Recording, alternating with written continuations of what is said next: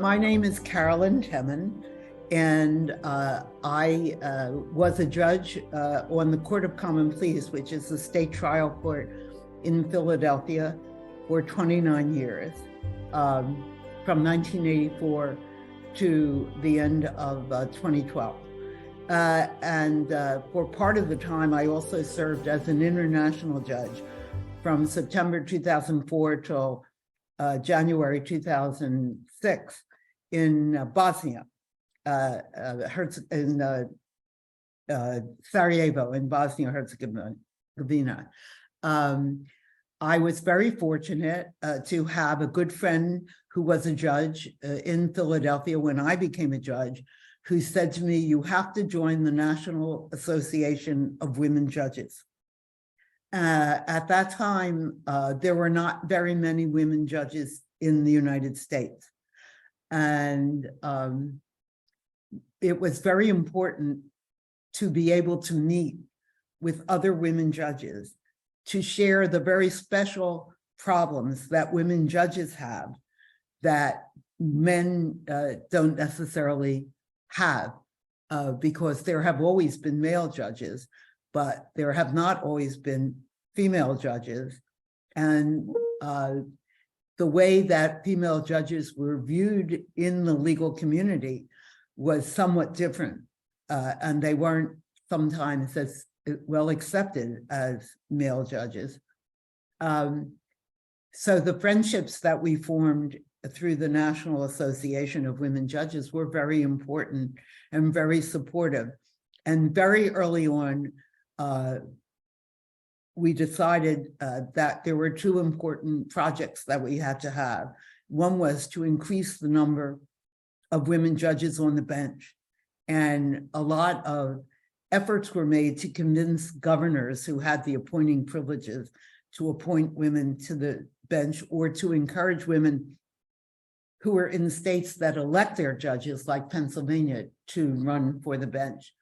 The second big project that we had was to deal with gender bias in the courts.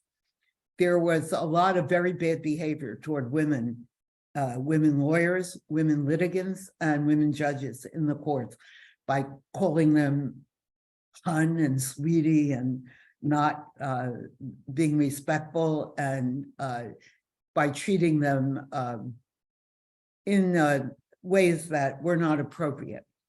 And what we did was we urged the state leaders to form commissions that would do, the first thing we had to do was to prove it to men that there actually was gender bias in the courts.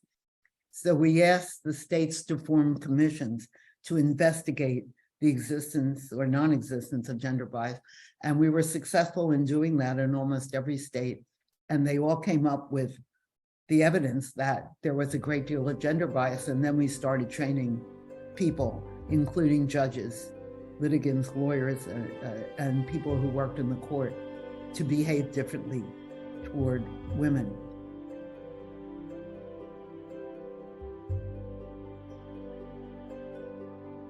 And we had one member whose name was Arlene Pack. Arlene had an even bigger vision, and her vision was that there should be an international association of women judges. And her vision included modeling an international association on the model that was already created by our national association in the United States. And she did that. She went around the world and gathered people and brought them to the United States for a meeting. And the meeting, it was a combined meeting of the National Association of Women Judges and the International Association of Women Judges. And the decision was made to form the International Association. She successfully pulled it off. She formed it. She was able to get money to hire an executive director, to have an office in Washington, D.C., and to have an association that was a living, breathing monument that was very useful and that could really accomplish things, and was able to have a conference every 2 years. in one of the member countries. I think Arlene was an incredible and is an incredible person. Her vision, I mean, none of us thought it would happen. You know, we thought it was hard enough to make an organization just in the United States.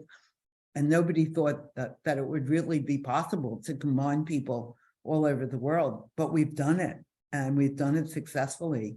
And we've all benefited enormously by this. I mean, I feel that my horizons have been so greatly broadened by my connections through IAWJ. I think the challenges were that people did not look upon women the way they did look upon men. They didn't see them as mature, responsible people who are capable of making important decisions. They thought women should be secretaries or housewives. When I would walk into a courtroom early on, I entered the criminal law field in 1964, and I've been practicing in one way or another in criminal law ever since then. I began my first job was with the Defender Association in Philadelphia, which was like the public defender. And when I would walk in a courtroom, the court officer would come over and say, "Whose girl are you?" Meaning, whose secretary, which lawyer do you work for? He would just assume I was the secretary. And when I said, "No, I'm a criminal, I'm a lawyer and I represent the defendant, I'm here to represent the defendant for the Defender Association," they didn't know what to do with that. They weren't quite sure.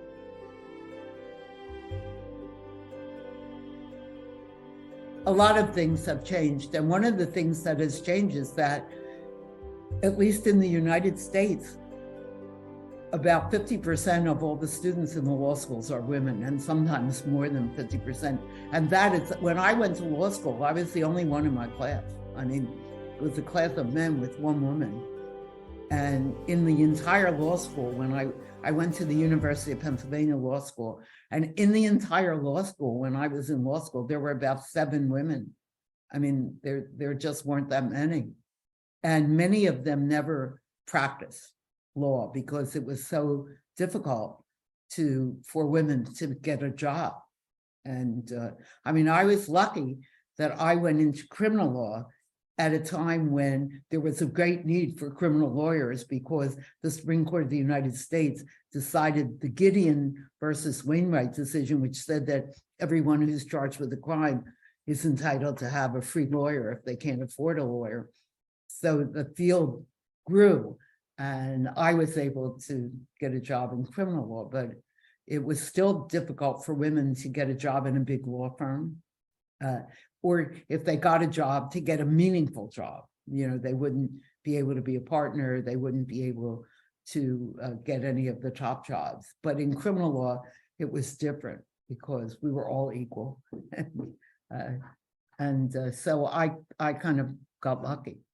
Now it's all different because in my court right now, I'm no longer a judge, I'm retired. Right now, I actually am a prosecutor. I'm the first assistant district attorney in Philadelphia, and I'm very lucky to still be working in a very challenging job. But in my court, all the administrative positions now, the president judge, the administrative judge, the head of the criminal division, the head of the civil division are all women.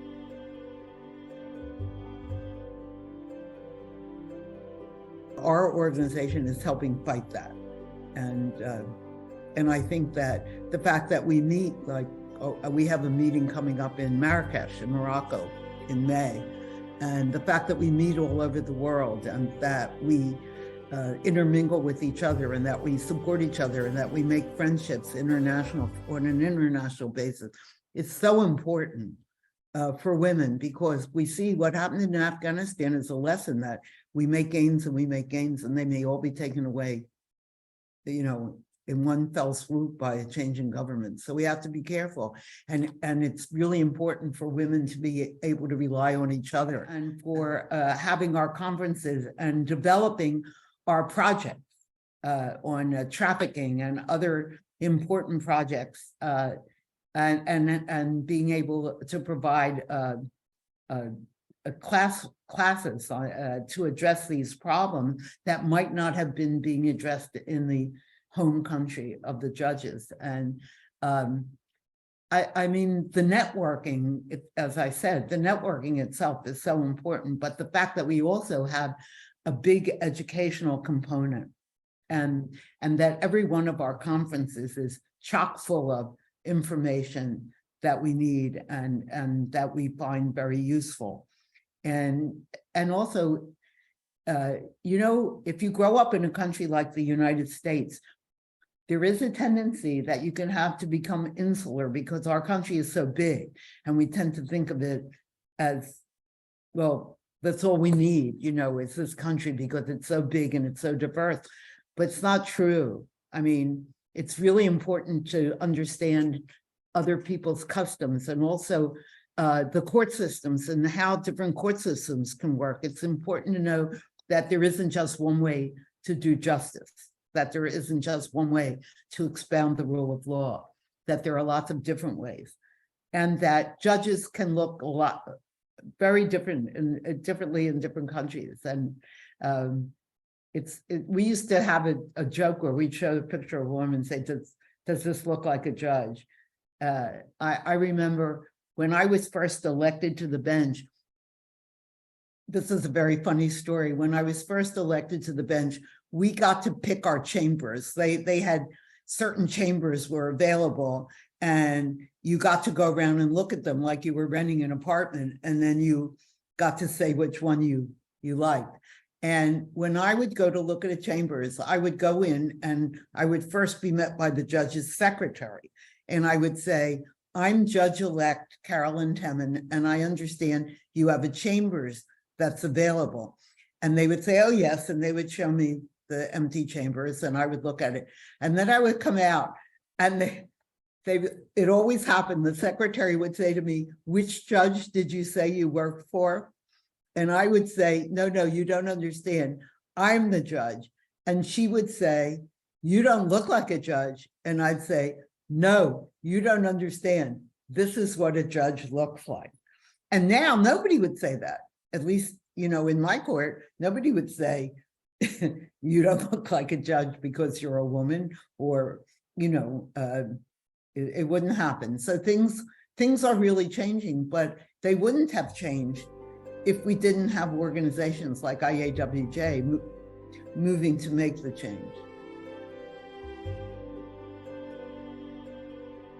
I am always hopeful for the future, because if you're not hopeful for the future, what is there? So I think you always have to be hopeful for the future. I think we've made a lot of gains. I think we will continue to make more gains.